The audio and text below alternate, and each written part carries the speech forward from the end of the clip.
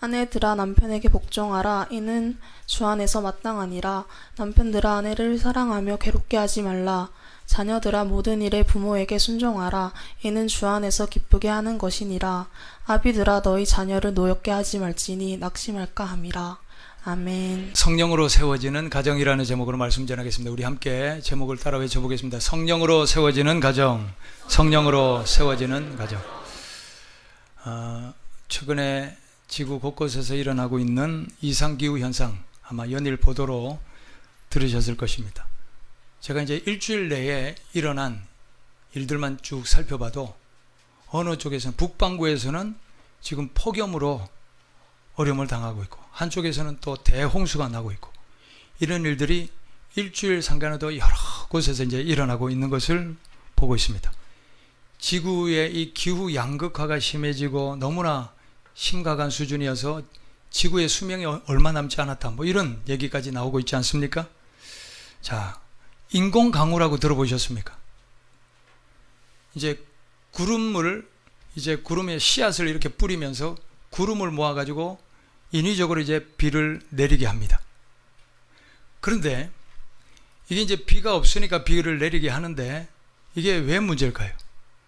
물리학의 보존 법칙이라고 있잖아요.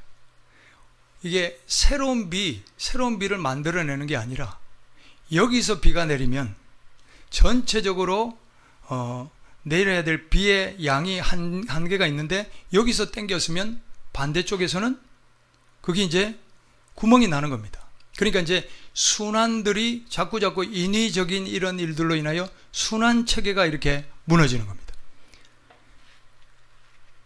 인체든 기계든 이 지구든 이 순환 시스템이 잘 돌아가야 되는데, 이게 이제 파괴되기를 시작하면 계속해서 부작용들이 맞물려서 연쇄적인 붕괴가 일어나기를 시작하면서, 그러면서 이 지구가 급속도로 이렇게 여러 가지 어려움들을 당하고 있는 걸 볼 수 있는 겁니다. 자, 이 모든 부작용을 보면서 원인이 뭘까? 한 줄로 원인을 얘기하자면, 우리 애들 흔히 하는 말로 선 넘지 마라. 선을 넘은 거예요, 선을. 하나님께서 창조하신 이 창조 세계가 그동안 수천 년 동안 아주 모든 순환과 하나님의 질서와 하나님이 만들어 놓은 이 창조의 시스템 속에서 은혜롭게 잘 순환되어 왔습니다. 그러나 인간들이 너무나 탐욕적인 욕심으로 인하여, 인위적인 또 욕심으로 인하여 여러 가지 것들이 순환이 점점 파괴되고 있으면서 이 기하급수적인 여러 가지 붕괴 현상들, 기본이 무너지는 그런 현상들을 우리가 볼 수 있습니다. 자, 제가 왜 이 말씀을 드리냐면, 우리 가정도 마찬가지라는 거예요. 가정도 가정의 화평과 가정의 행복, 가정의 생명윤리가 기본적으로 지켜지기 위해서는 선을 지켜야 됩니다. 마지노선이 있다는 거예요. 이 선이 지켜질 때에 가정의 화평이 지켜지고, 가정의 행복이 지켜지고, 생명윤리가 지켜지는 그런 가정이 될 줄 믿습니다. 하나님께서 왜 부모를 공경하라? 부모를 공경하는 게 우리 사람들 사이에 제1계명으로 왜 부모 공경을 주셨겠습니까? 왜냐하면 이게 가장 근본이거든요. 우리가 근본을 알고 근본을 기억하는 게 이게 굉장히 중요하기 때문에 하나님께서 부모 공경을 제1계명으로 주셨는데, 감사할 줄 아는 인생이, 감사할 줄 알 때에 거기서 만족이 오고, 감사할 줄 아는 것이 그것이 행복이고, 감사할 줄 알면서 거기에서 삶의 기쁨이 일어나죠. 감사를 모르면 아무리 좋은 것이 있어도 만족이 있겠습니까? 그게 행복하겠습니까? 감사가 만족과 기쁨과 행복의 필수 조건이라면, 하나님께서는 부모 공경을 통하여 감사의 인생을 만드시는 거죠. 왜냐하면 우리가 이 땅에 생명으로 살아가고 있음, 존재가 되고 있음, 이 존재와 생명 자체를 감사할 줄 아는 인생이 되어야 될 줄 믿습니다. 이 존재를 감사할 줄 알면 존재를 하게 해주신, 나를 낳아주신, 존재하게 해주신 부모님께 감사가 되는 것이요, 또 이 존재의 감사가 있으면 나를 존재하게 해주신 하나님께 감사가 되는 것이죠. 결국 이 부모님께 공경하고 감사하고 부모님께 순종하고 부모님의 이 생명의 은혜를 기억하는 것은요, 부모님을 향한 계명에만 국한되는 것이 아니라 이 연장선 속에서 하나님을 향한 공경과 하나님을 향한 경외와 하나님을 향한 감사까지 이어지기 때문입니다. 부모님 사랑과 하나님의 사랑은 별개가 아닙니다. 하나님이 말씀하시기를 눈에 보이는 형제를 사랑해야 눈에 보이지 않는 하나님도 사랑할 수 있는데, 우리가 하나님 사랑에 앞서 우리 형제와 부모와 또 우리에게 맡겨주신 우리의 사람들을 사랑할 수 있을 때에 이 사랑의 연장선에서 하나님의 사랑이 이어질 줄 믿습니다. 그리고 하나님을 진정으로 사랑한다면 우리에게 맡겨주신 사람들을 사랑할 수 있는 우리 모두가 되기를 바랍니다. 요게벳의 노래라고 있습니다. 제가 가사를 한번 읽어드리겠습니다. 요게벳이 누구죠? 누구의 어머니죠? 모세의 어머니 아닙니까? 이 아이, 3달 된 모세를 나일강에 띄우면서 엄마가 이렇게 노래하는 거예요. 작은 갈대 상자 물이 새지 않도록 역청과 나무진을 칠하네. 어떤 마음이었을까? 그녀의 두 눈엔 눈물이 흐르고 흘러 동그란 눈으로 엄마를 보고 있는 아이와 입을 맞추고 상자를 덮고 강가에 띄우며 간절히 기도했겠지. 정처 없이 강물에 흔들흔들 흘러내려가는 그 상자를 보며 눈을 감아도 보이는 아이와 눈을 맞추며 주저앉아 눈물을 흘렸겠지.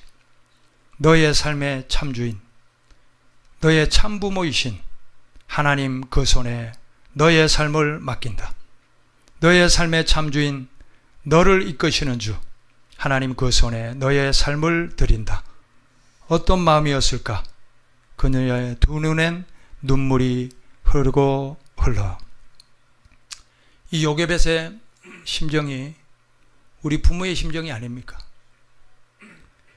우리가 자식을 키운다고 최선을 다해 그렇게 키웠지만 돌아보면 내가 잘한 것, 만족스러운 것보다는 못다한 사랑, 아쉬움이 남는 사랑, 미안한 마음, 그때 그러지 말았어야 되는데, 그걸 했어야 되는데, 그런 아쉬움들이 앞서는 것이 우리 부모의 심정인 것 같습니다. 지금은 이제 우리 손을 떠난 그런 자녀를 향해서 그래도 잘 되기를 바라며 내가 할 수 있는 일이 뭡니까? 너의 삶의 참주인, 너의 참부모이신 하나님 그 손에 너의 삶을 맡긴다. 너의 삶의 참주인, 너를 이끄시는 주 하나님 그 손에 너의 삶을 드린다. 내 자녀에게 그들의 참부모이신 하나님께서 한없는 은총을 베풀어 주시고 하나님께서 우리의 자녀들의 삶에 동행하여 주시고 삶의 문을 열어주시기를 우리는 정말 간절하게 기도하고 때로는 눈물로 기도하는 것이 바로 우리 부모의 심정인 줄 믿습니다. 우리 부모와 자녀 사이에 못다한 사랑, 아쉬움이 있죠. 미안함이 있죠. 이게 어떻게 채워질 수 있겠습니까?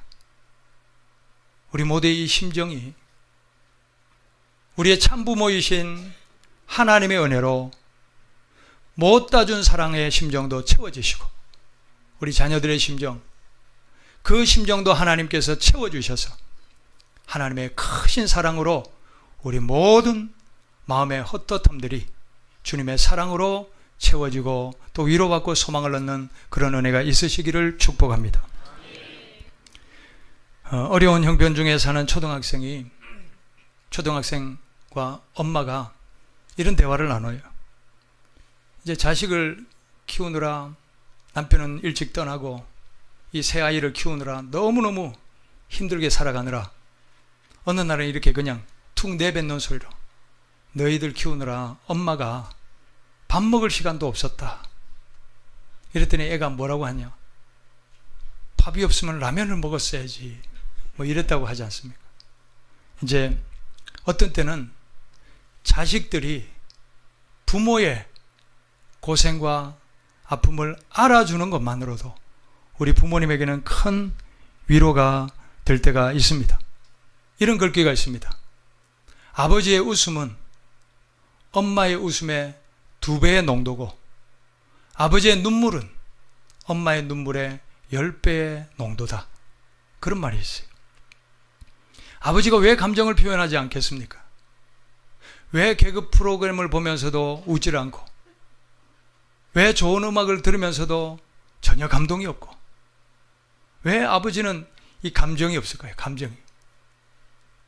감정이 없어서 감정이 없는 게 아니라 가족의 생계를 책임지고 이 무거운 짐을 다 지고 가느라 감정을 표현할 새가 없고, 이게 무뎌져서 그렇게 아버지의 마음은 그렇게 무뎌진 것이 아니겠습니까?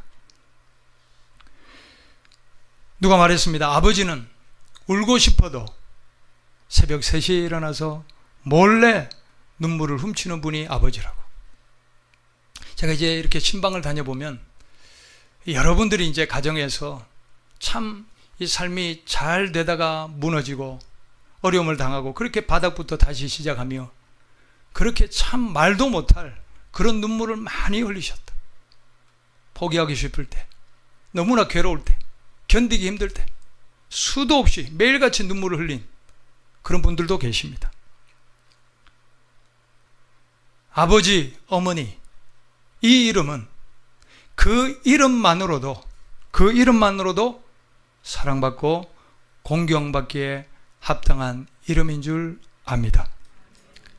우리를 낳아주시고 우리를 길러주신 부모님께 감사할 수 있는 우리 모두가 되기를 바랍니다.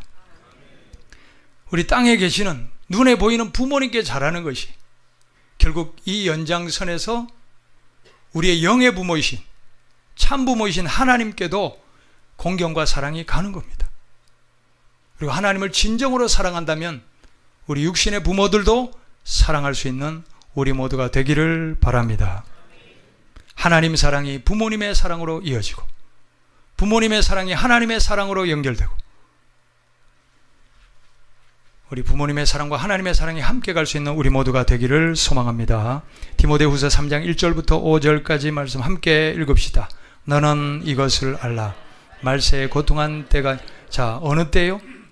말세에 어떤 일이 일어나냐? 우리 하나하나 보시는데 지금 이 땅, 지금 나의 삶에 어떤 관련이 있는가 한번 읽어보십시다. 사람들이 자기를 사랑하며 돈을 사랑하며 자랑하며 교만하며 비방하며 부모를 거역하며 감사하지 아니하며 거룩하지 아니하며 무정하며 원통함을 풀지 아니하며 모함하며 절제하지 못하며 사나우며 선한 것을 좋아하지 아니하며 배신하며 조급하며 자만하며 쾌락을 사랑하기를 하나님 사랑하는 것보다 더하며 경건의 모양은 있으나 경건의 능력은 부인하니 이 같은 자들에게서 내가 돌아서라. 아멘. 자, 어떻습니까? 지금 말씀 맞습니까? 한 구절도 어긋남이 없이 지금이 바로 그런 때다 하는 것을 우리는 느끼며 살고 있습니다. 자, 그런데 말세는 말 그대로 마지막이잖아요. 마지막. 심판을 향하여, 멸망을 향하여 가는 게 말세입니다. 그러면 말세의 이 흐름, 말세의 조류를 따라 그냥 흘러가면 그 끝은 어디겠습니까? 당연히 심판이요, 멸망이 되지 않겠습니까? 자, 온 세상이 말세를 향하여 흘러가는 이때에 우리는 어떤 배를 타야 됩니까? 나는 어떤 배를 타야 됩니까? 자, 우리 베드로전서 4장 7절과 8절 함께 읽읍시다. 만물의 마지막이 가까이 왔으니 그러므로 너희는 정신을 차리고 근신하여 기도하라. 무엇보다도 뜨겁게 서로 사랑할지니 사랑은 허다한 죄를 덮느니라. 아멘. 말세는 사랑이 식어지는 시대인데, 사랑이 식어지는 이 시대에 성경은 말씀하기를 너희는 정신을 차려라. 깨어라. 우리는 이 마지막 때에 시대의 흐름에 이 편성되어 이 조류를 탈 것이 아니라 말씀의 조류를 타야 될 줄 믿습니다. 말씀의 배를 타야 될 줄 믿습니다. 사랑이 무너지는 이때에 하나님의 말씀을 우리가 부여잡고 다시 사랑으로, 다시 기도로 우리 영을 살리고 가정을 살리고 또 우리의 삶의 맡겨주신 삶에 주님의 말씀에 등불을 비춰야 될 줄 믿습니다. 풀은 마르고 꽃은 시드나 우리 하나님의 말씀은 영원히 서리라. 우리 함께 외칩시다. 풀은 마르고 꽃은 시드나 우리 하나님의 말씀은 영원히 서리라. 아멘. 세상도 사라집니다. 우리도 사라집니다. 꽃도 시듭니다. 만물이 이제 무너집니다. 성경에 보니까 불에 녹듯이 녹아질 날이 온다고 그랬어요. 모든 것이 사라지고 모든 것이 멸하여져도 하나님의 말씀은 영원히 서리라. 하나님은 영원하시고 하나님의 말씀은 불변하니 우리가 말씀을 우리의 기준으로 삼으면 말씀이 우리의 삶을 영원히 세워주실 줄 믿습니다. 오늘 이 말씀은 우리 가정을 살리고 가정을 이 마지막 때에 지탱할 수 있는 마지노선입니다. 이 선이 지켜져야 됩니다. 이 선이 무너지면 안 되는 것이죠. 하나님의 말씀을 언약이라고 그러잖아요. 언약. 언약은 뭡니까? 약속이거든요. 하나님은 이미 약속을 주셨어요. 이 말씀대로 살고 지키고 행하면 하나님께서 복을 주신다고 하나님의 약속이 도장이 찍혀져 있습니다. 자, 그러면 언약이라는 것은 일방적이지 않아요. 쌍방의 도장이 찍어져야 그 계약은 성립이 되듯이 하나님은 약속을 주셨으니 우리는 이 말씀을 기준으로 삼고 아멘으로 받고 우리의 삶이 이 말씀대로 살아간다면 우리의 삶이 이 말씀을 믿고 실천한다면 이게 하나님을 향한 도장이 될 줄 믿습니다. 그러면 쌍방의 계약이 맺어지고 하나님의 약속의 말씀이 응답되는 역사가 일어날 줄 믿습니다.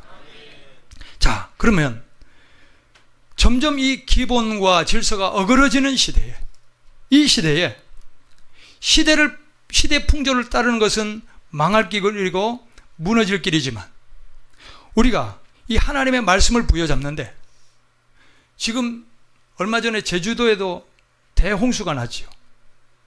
계속해서 이제 홍수가 나면 예를 들면 홍수가 나면 물천지입니다. 그런데 그렇게 물천지인데 마실 물은 생수는 줄어듭니다. 당장의 약수터를 보면 비가 많이 왔어요. 비가 많이 오면 물이 많아야 되는데 약수터 물은 흙탕물이 못 먹어요. 홍수가 나면 물은 많은데 생명의 물은 없는 거예요.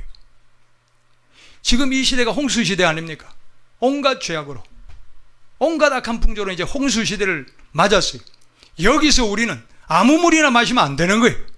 생명의 물을 마셔야 되는 거예요. 생수를 마셔야 되는 거예요. 그 생수가 뭡니까?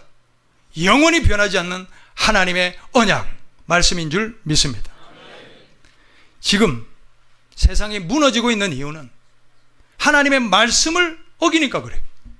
하나님의 말씀을 거역하고 어그러진 길로 자꾸 가니까 하나님의 약속이 깨뜨려지고 생명이 파괴되고 가정이 붕괴되고 하나님의 창조 질서가 파괴되는 것을 우리는 보고 있습니다. 우리가 다시 회복하고 살 길은 하나님의 말씀을 붙잡는 길인 줄 믿습니다. 자, 그렇다면 우리 부부 사이의 생명의 지침 하나님의 말씀은 뭡니까? 에베소서 5장 22절부터 33절까지입니다. 22절과 24절까지 읽습니다. 아내들이여 자기 남편에게 복종하기를 주께 하듯 하라.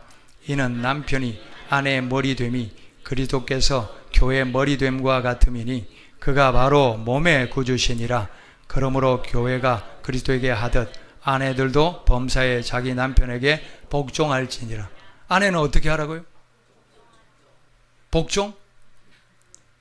이 페미니스트는 엄청 싫어하는 말씀이 이게. 아내는 남편에게 어떻게 하라고요? 복종하라. 이게 하나님의 말씀입니다. 언약입니다. 복종하기 싫은 아내 손들기.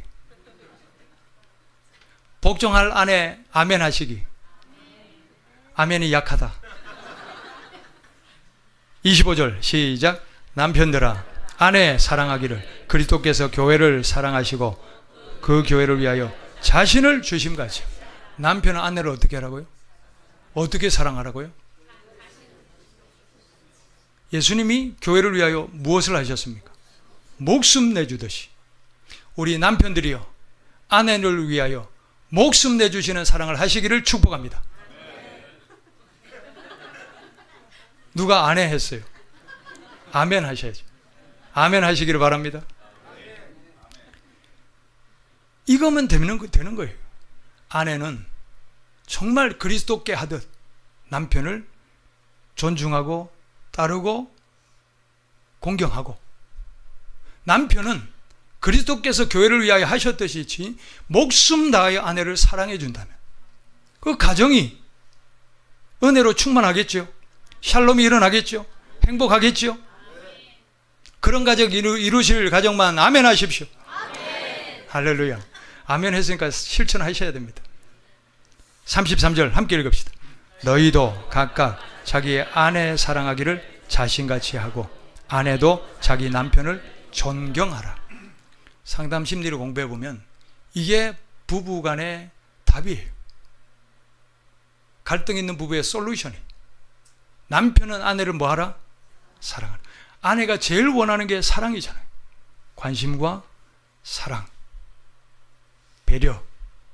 그리고 남편이 아내에게 제일 원하는 게 뭔 줄 아셔요?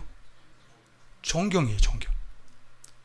인정해주고 존경해주고 지지해주면요, 남편은 뭐든지 합니다. 존중해주고 칭찬해주고 격려해주고 지지해주고. 내가 당신 덕분에 살아.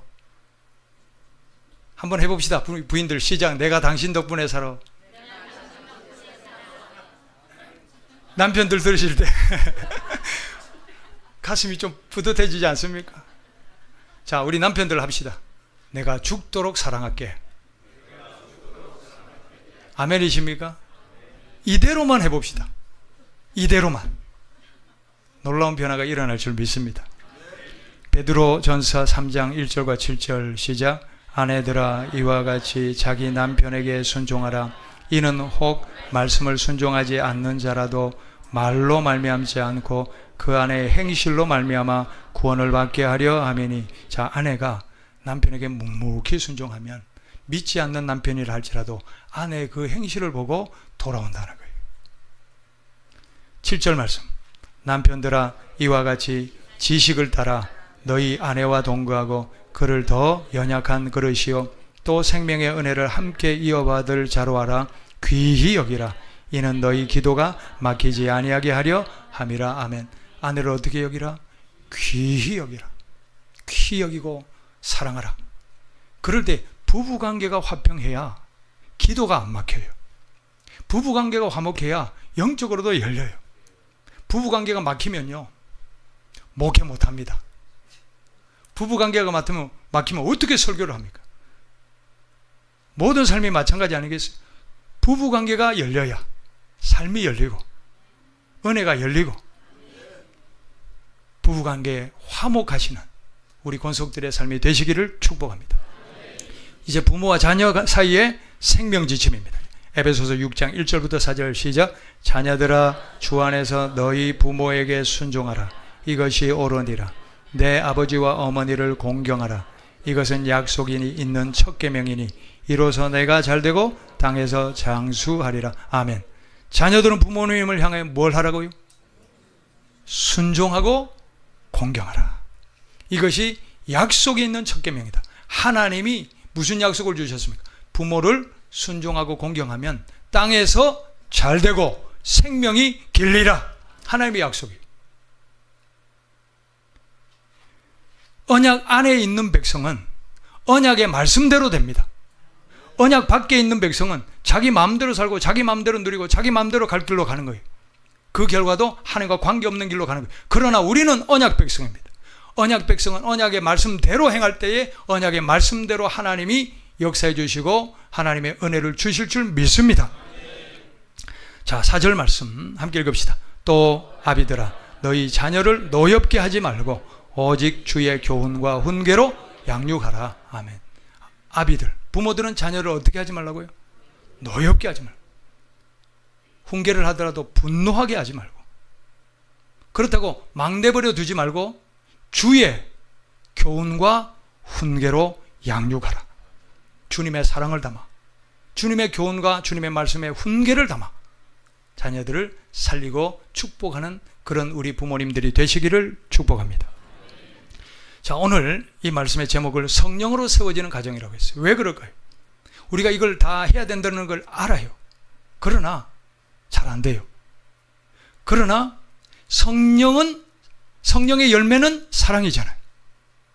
성령으로 충만하면, 성령의 사랑이 공급되면 우리가 기꺼이 이런 사랑의 실천을 할 수 있게 될 줄 믿습니다. 사랑의 마음으로 서로를 보시기를 바랍니다. 우리 옆에 분들, 특히 부부간에 사랑의 마음으로 우리 한번 서로를 한번 보십시다. 사랑.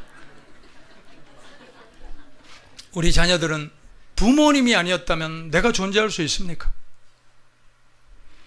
또 내 남편, 내 아내가 아니었다면 지금 이렇게까지 내가 버티고 올 수 있었습니까? 내 자녀들이 아니었다면 내가 그 어려움과 고난 속에서 다시 일어날 수 있는 힘이 있었겠습니까? 지금까지 오게 된 것은 하나님께서 맺어주신 이 가족 공동체로 인하여 우리는 인내하고 버티고 이기고 사랑의 힘으로 승리하며 달려온 줄 믿습니다. 말씀을 맺습니다. 가와만사성, 이것만큼 정확한 말이 없는 것 같아요. 가정이 화목하지 않으면 모든 일이 손에 안 잡혀요. 부부싸움하고 직장 가보셔요. 일이 잡히나. 가와만사성, 이 말씀처럼, 이 말처럼 우리 모든 권속들의 가정이 화목한 가정 되시기를 축복합니다. 가정의 샬롬, 또 가정의 평안이 임하시는 가정 되시기를 축복합니다. 세상살이에 아무리 힘들고 지쳐도 가정에서 위로받고 가정에서 소망을 얻고 다시 살아갈 새 힘을 얻는 곳이 가정이 되시기를 축복합니다. 그렇기 위해서 우리는 마지노선을 지켜야 됩니다. 마지노선을 지켜야 됩니다. 남편은 아내를 어떻게 하라고요? 남편이 대답해야지 왜 아내가 대답합니까? 남편은 아내를 어떻게 하라고요? 설교 다시 합니다. 남편은 아내를 어떻게 하자? 어떻게 사랑하자? 목숨 다하여 사랑하자. 자, 한번 외칩시다. 남편은 아내를 목숨 다하여 사랑하자. 아내는 남편을 어떻게 하라고요? 존경하자. 존경하십시오. 구박 주지 마십시오. 남편 죽으려고 합니다. 자, 아내는 남편을 어떻게 하자? 존경하자. 자녀는 부모에게 어떻게 하자? 순종하고 공경하자. 부모는 자녀를 어떻게 하자? 노엽게 하지 말고 주의 교훈과 훈계로 양육하자. 이 선을 지키면 돼요. 이것이 지켜지면 가정의 화목이 일어납니다. 살아납니다. 하나님의 은혜와 사랑이 머무는 그런 가정이 될 줄 믿습니다. 사랑이 식어지는 이때 서로 뜨겁게 사랑하시고 또 서로 뜨겁게 기도하셔서 하나님이 약속하신 생명의 유업을 누리며 살아가는 복된 믿음의 가정 다 되시기를 예수님의 이름으로 축복합니다.